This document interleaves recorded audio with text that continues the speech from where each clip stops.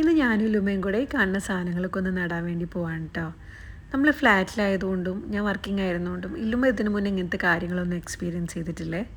മുന്നേ നമ്മളവിടെ കുറേ ഇൻഡോർ പ്ലാന്റ്സ് ഉണ്ടായിരുന്നു.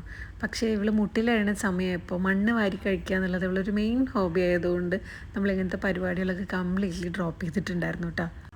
ഇപ്പോൾ ഇവൾക്ക് 2.5 വയസ്സ് കഴിഞ്ഞ്. സോ അതിത്തോട്ട് അവൾക്ക് കാര്യങ്ങളൊക്കെ പറഞ്ഞാൽ മനസ്സിലാവുന്നുണ്ട്. ഇപ്പോൾ അതുകൊണ്ട് ഇവൾ ഈ പ്രോസസ്സൊക്കെ എൻജോയ് ചെയ്യുമെന്ന് വിചാരിച്ചിട്ട് ഞാൻ ഇന്നലെ രാത്രി ഇവളെ കൂട്ടി പോയിട്ട് ഒരു പാക്കറ്റ് മണ്ണൊക്കെ മേടിച്ചിട്ട് വന്നേ.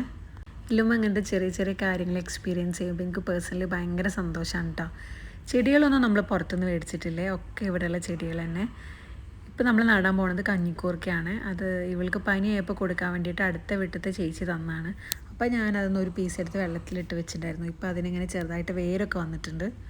അപ്പോൾ അത് വെച്ച് തന്നെ തുടങ്ങാമെന്ന് വിചാരിച്ച് ചട്ടി അവളെ അടുത്ത് വെച്ച് കൊടുത്തിട്ട് മണ്ണിൽ ചെറിയ കുഴിയൊക്കെ കുത്തി ബിസ്മി ചൊല്ലിയിട്ട് അവളെ കൊണ്ട് തന്നെ നടിയിപ്പിക്കുകയാണ്. ചെടി നടന്നൊക്കെ ഫസ്റ്റ് ടൈമായിട്ട് കാണുന്നുണ്ട്. അവൾ ഭയങ്കര ക്യൂരിയസ് ആയിട്ട് നോക്കിയിരിക്കുന്നുണ്ടായിരുന്നു കേട്ടോ.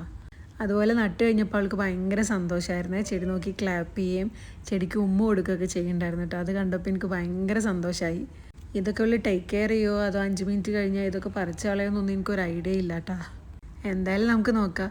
പിന്നെ ഇതൊക്കെയാണ് കേട്ടോ നമ്മൾ ബാക്കി നട്ട് കുറച്ച് മല്ലിച്ചപ്പ്, തക്കാളി, പച്ചമുളക്, പിന്നെ ആ സൈഡിലിരിക്കുന്ന ഒരു ചെടിയില്ലേ, അതിൻ്റെ പേര് എനിക്ക് അറിഞ്ഞൂടാ കേട്ടോ.